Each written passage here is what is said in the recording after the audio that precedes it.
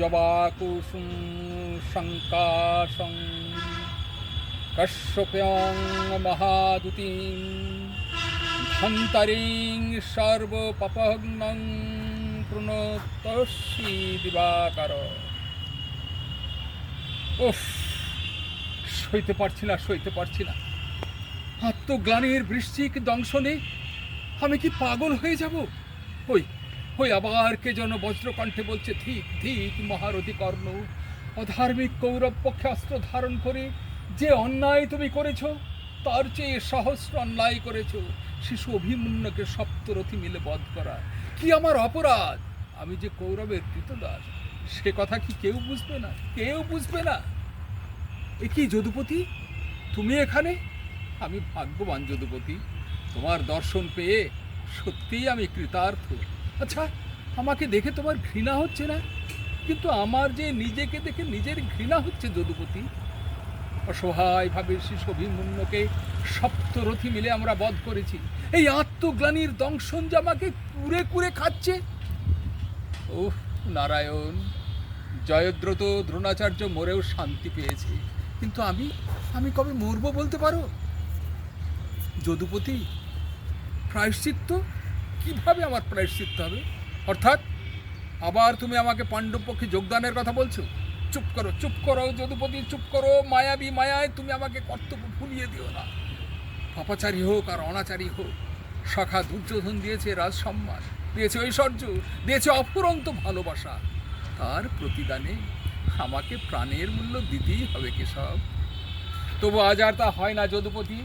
যারা একদিন আমাকে সুতপুত্র বলে ঘৃণা করেছে, মৃত্যুর আগে পর্যন্ত তাদের কাছে আমি অতি নীচ, অতিহীন শিশুহন্তার সুতপুত্র হয়ে থাকব। তবু কর্ণের দেহে প্রাণ থাকতে সে অকৃতজ্ঞ সাজবে না। শুনবো যদুপতি, শুনবো। কুরুক্ষেত্র যুদ্ধ শেষে, তার আগে নয়। সাধুর নগরে বেশ্যা মরেছে, পাপের হয়েছে শেষ। বেশ্যার হবে না দাফন, এটাই সাধুর দেশ। জীবিত বেশ্যা ভোগে তো আচ্ছা, মরিলেই যত দোষ। বেশ্যার হবে না দাফন কাফন, সবে করে ফোঁস। বেশ্যা তো ছিল খাসমান, তোদের রাতে রানী। দিনের বেলায় পুরো কুচকাও, মরিলে দাও না পানি। সাধু সুনামের ভেক ধরিয়া দেখালি দারুণ খেলা।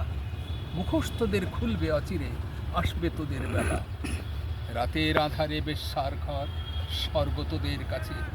দিনের আলোতে চিনো না তাহারে, তাকাও না লাজে। চিনি ভাই সব সাধুরে, রকম রকম সাজ।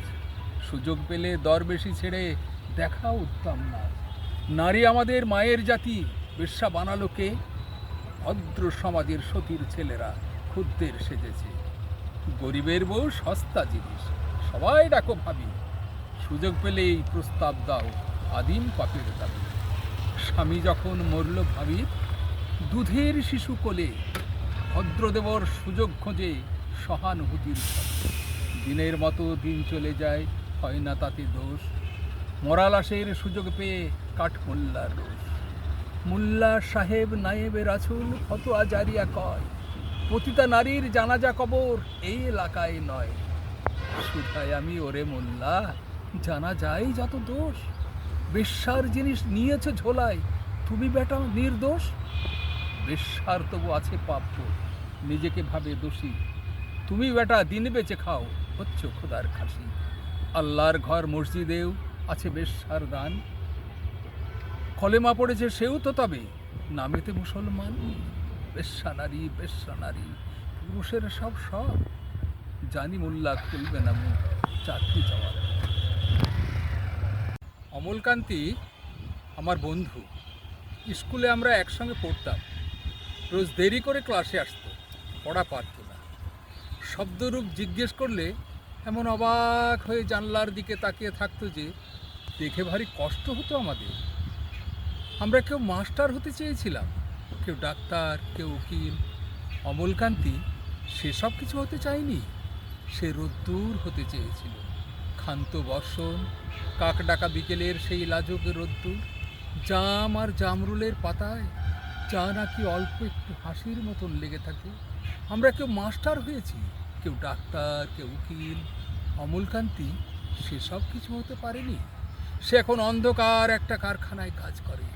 মাঝে মাঝে আমার সঙ্গে দেখা করতে আসে, চা খায়, এটা ওটা গল্প করে, তারপর বলে, উঠি তাহলে। আমি ওকে দরজা পর্যন্ত এগিয়ে দিয়ে আসি।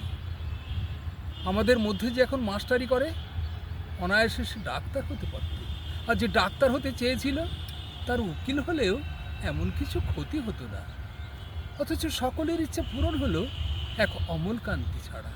অমলকান্তি রোদ্দুর হতে পারেনি।